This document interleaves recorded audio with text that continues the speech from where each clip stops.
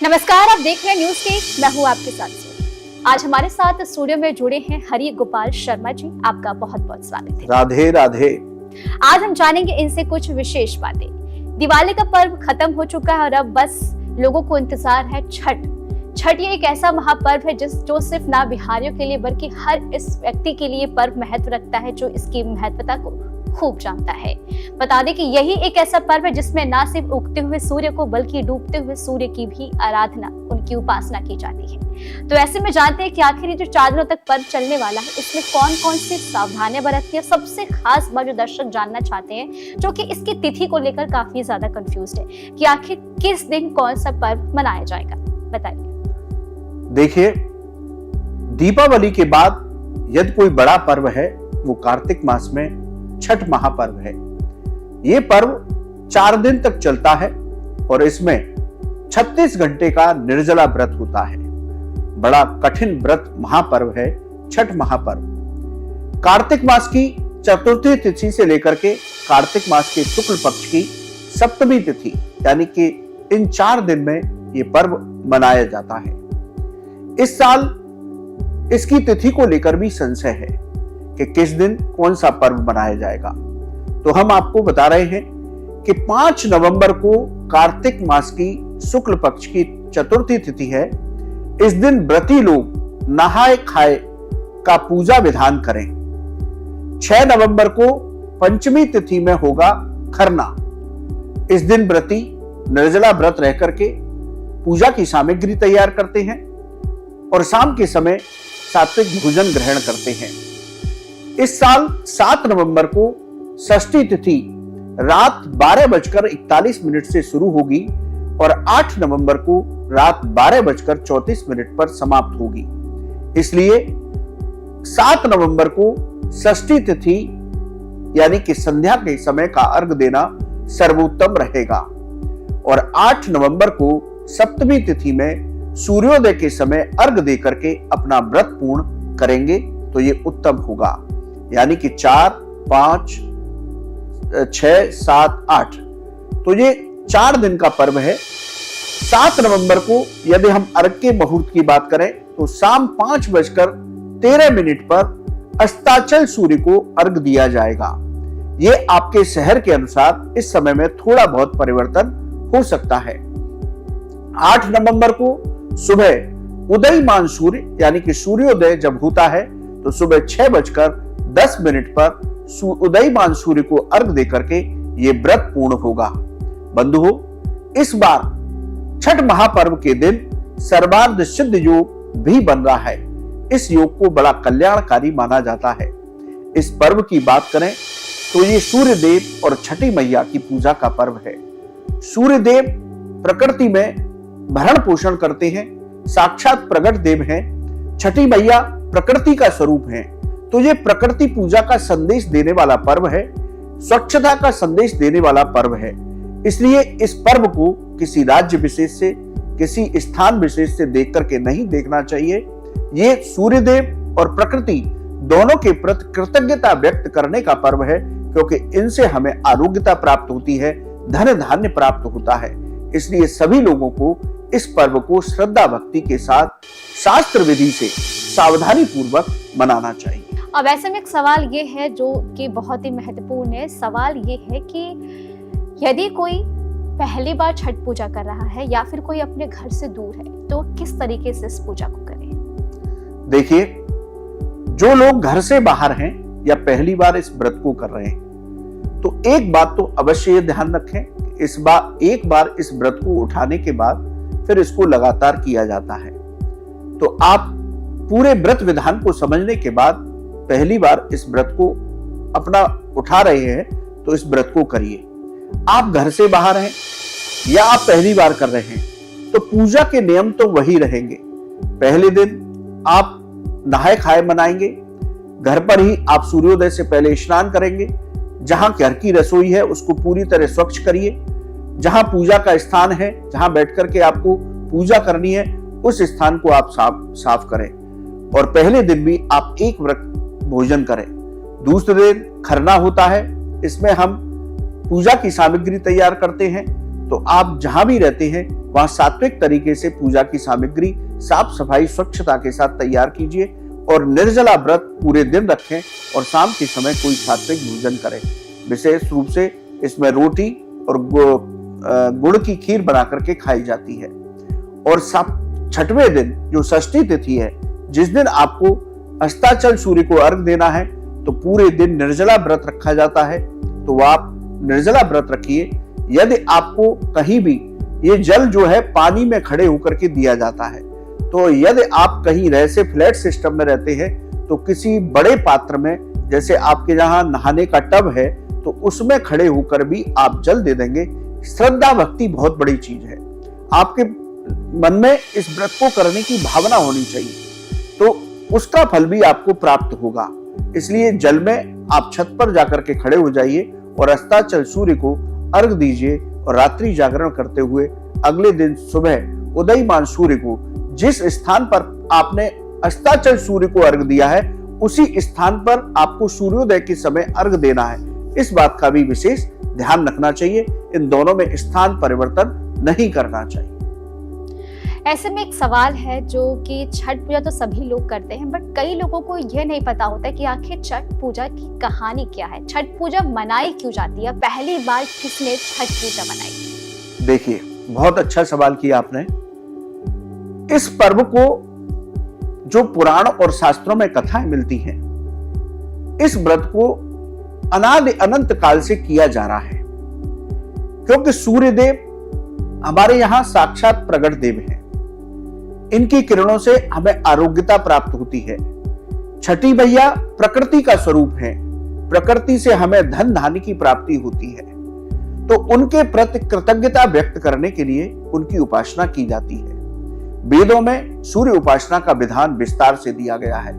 यदि इस व्रत को करने की बात करें तो यह व्रत सतयुग से चला आ रहा है। सतयुग में देव माता अदिति ने, जब देवता असुरों से हार गए, तब देव माता अदिति ने सूर्य देव और छठी मैया की उपासना की कि मुझे ऐसा पुत्र प्रदान कीजिए जिससे कि हमें पुनः अपना राज्यपाट असुरों से प्राप्त हो जाए।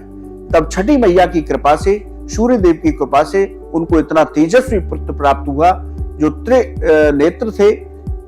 उसने देवताओं को विजय दिलाई असुरों पर और राजपाट प्रदान किया। इसी तरह त्रेता युग में भगवान राम और सीता ने अपना राज्य संभालने से पहले लंका पर विजय प्राप्त करने के बाद सूर्य उपासना की, छठी मैया की उपासना की। यह शास्त्रों में मिलता है। इसके साथ द्वापर में द्रौपदी ने भगवान कृष्ण से, जैसे जुए में सब पांडव हार गए तो कैसे ये राजपाट वापस मिले, इसका उपाय पूछा।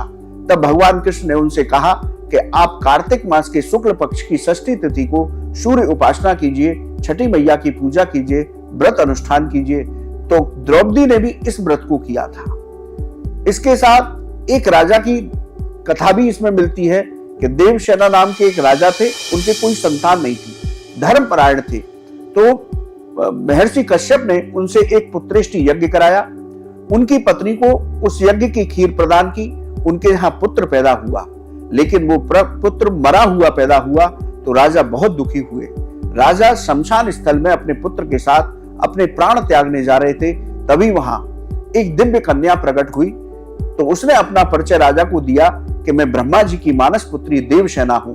प्रकृति के 6वें अंश से उत्पन्न होने की वजह से मुझे छठी भी कहा जाता है, षष्ठी कहा जाता है। इसलिए आप चिंता ना करें, आप कार्तिक मास के शुक्ल पक्ष की षष्ठी तिथि को मेरा व्रत करें, सूर्य उपासना करें और अपनी प्रजा से भी इस व्रत को कराएं, तो आपको एक दीर्घायु पुत्र की प्राप्ति होगी। राजा ने षष्ठी मैया के बताए हुए व्रत को किया। कार्तिक मास की षष्ठी तिथि को विधि विधान के साथ व्रत किया, उनकी प्रजा ने भी किया। कालांतर में राजा को एक दिव्य और दीर्घायु पुत्र की प्राप्ति हुई। तो यह व्रत कहें तो बहुत समय से, चारों युगों से चला आ रहा है। इस व्रत को करने से घर में सुख शांति समृद्धि आती है, आरोग्यता की प्राप्ति होती है, बच्चों की दीर्घायु होती है, घर के लोगों में सामंजस्य स्थापित होता है, घर में धन्य धान्य की कमी नहीं रहती। तो ये व्रत बहुत कल्याणकारी व्रत है। अब ऐसे में एक और सवाल है जो दर्शक जानना चाहते हैं। सवाल ये है कि छठ पूजा तो सभी लोग कर रहे हैं जिनकी भी श्रद्धा या फिर जो घर में शुरुआत से करता आ रहा है, लेकिन कई लोगों को जरा ये नहीं पता होता है कि हम कौन सी गलती करें और कौन सी गलती ना करें। इसके बारे में आप बताइए। देखिए, बहुत अच्छा प्रश्न किया। कोई भी व्रत आप करते हैं तो उसमें सावधानी रखना विशेष जरूरी है। शास्त्र कहते हैं कि यदि आप कुछ गलतियां करते हैं तो आपको ना तो पूजा का पूर्ण फल प्राप्त होगा, आपका व्रत भी टूट सकता है, आपको अनिष्ट की भी प्राप्ति हो सकती है। इसलिए जब कोई भी आप व्रत अनुष्ठान करें तो उसके नियमों का पालन अवश्य करें। अब बात करते हैं छठ महापर्व की। इस पर्व को महापर्व कहा गया। ये 4 दिन का विशेष पर्व है।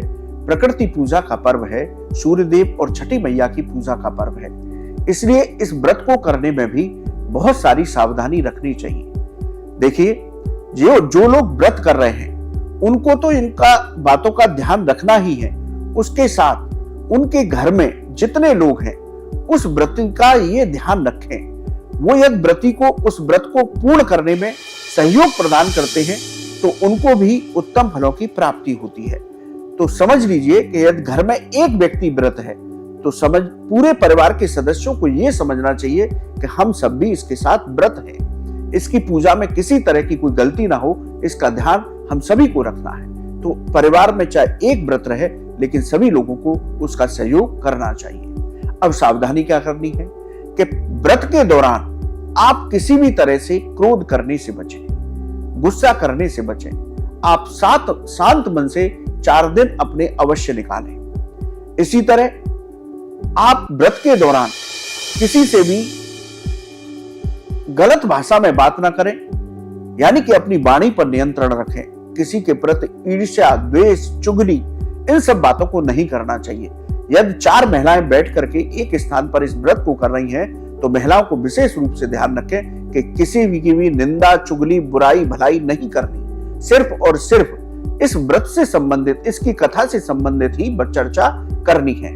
तो ये गलती भी हमें नहीं करनी। तीसरा, कि आप किसी भी बड़े का अपमान न करें, इस बात का विशेष ध्यान रखें। चौथा, कि आप घर में किसी भी बात को लेकर के क्लेश की स्थिति उत्पन्न न करें। घर में ऐसा वातावरण हो कि जैसे कोई मांगलिक कार्य हो रहा है, कोई शुभ कार्य आज हमारे घर में हो रहा है, तो घर के सदस्यों के बीच भी वाद विवाद की स्थिति न बने। अगली जो गलती है, लोग करते हैं कि कांच के पात्र में पूजा की सामग्री रख लेते हैं, प्लास्टिक की चीजों में पूजा की सामग्री रख लेते हैं। तो इस बात का ध्यान रखें कि पूजा में कांच और प्लास्टिक किसी भी वस्तु का प्रयोग नहीं होना चाहिए। आप जब अर्घ दे रहे हैं तब विशेष ध्यान रखें कि यदि आपके यहाँ तावे का पात्र है, क्योंकि सूर्य देव की धातु है तावा, तावे का पात्र है तो तावे में जल भरकर उस जल में थोड़ी सी रोली, थोड़ा सा गुड़ और लाल पुष्प डाल करके धीरे धीरे सूर्य देव भगवान को अर्घ दें। अर्घ देते समय भगवान सूर्य के किसी भी एक मंत्र का जप करते रहे, जैसे ओम सूर्याय नमः, ओम घृणी सूर्याय नमः, ओम ह्रीम सूर्याय नमः। कोई भी एक मंत्र लेकर के धीरे धीरे अर्घ दें और इस मंत्र का जप करते रहें। इसी तरह आपको इस व्रत के दौरान अपने तन मन की पवित्रता का बहुत ध्यान रखना है। मन से भी किसी के प्रति कुछ गलत नहीं सोचना। इसके साथ तन की भी शुद्धता रखनी है। आप यदि अशौच की अवस्था में, अशुद्ध अवस्था में आप लघु शंका करने गए हैं तो पुनः अर्ध स्नान करिए, उसके बाद ही पूजा स्थान पर प्रवेश करिए। तो इसमें तन मन की स्वच्छता का विशेष ध्यान रखना है। आपको लगता है मैं अशुद्ध हूं तो पुनः स्नान कर लीजिए, सामर्थ्य है। सामर्थ्य नहीं है तो कमर से नीचे का स्नान अवश्य करें। इसके साथ आप बड़ों का अपमान न करें। इसके साथ आप 4 दिन तक चारपाई और पलंग पर ना सोएं। जो भी व्रती हैं उनको धरती पर ही शयन करना चाहिए और षष्ठी की शाम का अर्घ देने के बाद तो शयन करना ही नहीं है। पूरी रात्रि हरे नाम संकीर्तन करते हुए रात्रि जागरण करिए। तो ये कुछ विशेष बातें हैं। इन बातों का ध्यान रखते हुए तामसिक भोजन नहीं करना, मांस मदिरा का सेवन नहीं करना। सभी परिजनों को भी इस बात का ध्यान रखना है कि वो भी घर में या घर से बाहर मांस मदिरा का, लहसुन प्याज का सेवन करके घर में प्रवेश ना करें। इससे घर की अशुद्धि बनती है, घर में अशुद्धता का वातावरण होता है। तो मैंने शुरू में ही कहा था, घर में चाहे एक व्रत रख रहा हो लेकिन सभी लोगों को उस व्रत को पूर्ण करने में पवित्रता पूर्वक, शुद्धता पूर्वक, शास्त्र पूर्वक सहयोग करना चाहिए। इससे सभी घर के परिजनों को भी इस व्रत का फल प्राप्त होता है। तो ऐसे में आप लोग जान होंगे कि आखिर सिर्फ छठ पूजा करना ही नहीं, आपको इसके साथ साथ पूरी स्वच्छता का भी ध्यान रखना और साथ ही पूरे परिवार को भी इसका खास ख्याल रखना है। अगर आपके मन में कोई सवाल है तो हमें आप कमेंट करके जरूर बताएं और हमारे चैनल को सब्सक्राइब करना बिल्कुल ना भूलें। न्यूज नेशन अब व्हाट्सएप पर खबरों के ताजा अपडेट के लिए न्यूज नेशन के इस QR कोड को स्कैन करें